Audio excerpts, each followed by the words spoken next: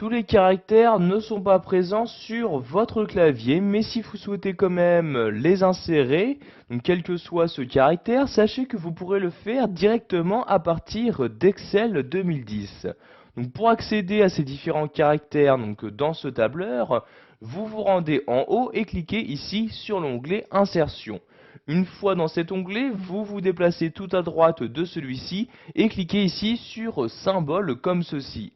Vous avez donc maintenant une nouvelle fenêtre qui s'ouvre. Dans cette fenêtre apparaissent tous les caractères spéciaux disponibles et insérables dans votre document. Donc vous voyez, j'ai par exemple ici différents signes mathématiques, comme ici la racine carrée, le signe infini, etc.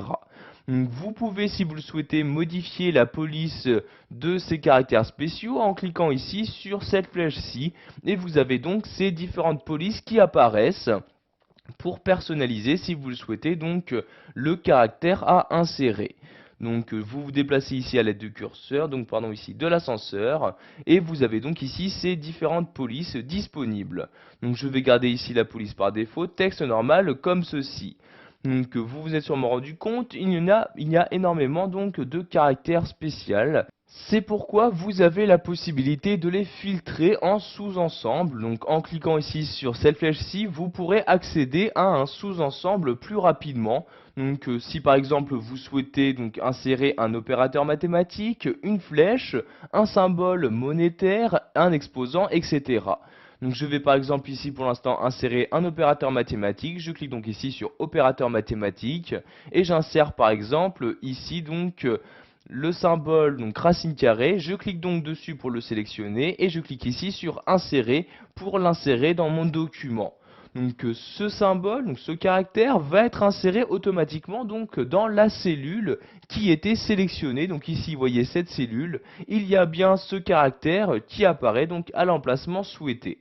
Je vais maintenant changer de sous-ensemble en retournant ici sur la flèche comme ceci. Donc je clique bien sur la flèche pour faire apparaître le menu et je choisis maintenant quel sous-ensemble, quel caractère je souhaite insérer. Donc je remonte ici à l'aide de l'ascenseur comme ceci. Donc vous avez ici les différents sous-ensembles. Donc par exemple ponctuation générale, je clique ici et apparaissent les différents caractères spéciaux correspondants. Donc par exemple ici, si je souhaite insérer le caractère pour 1000 comme ceci, je le sélectionne en cliquant dessus, puis je clique tout simplement sur insérer, et voyez, celui-ci s'insère bien dans la cellule correspondante. Une fois que vous avez fini d'insérer votre caractère spécial, vous pouvez donc maintenant fermer cette fenêtre en cliquant en bas à droite de celle-ci sur fermer comme ceci.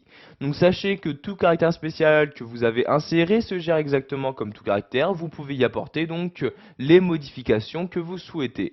Donc pour le supprimer, je vais ici placer mon curseur après et appuyer sur la touche retour arrière de mon clavier et voyez le caractère vient tout simplement de disparaître.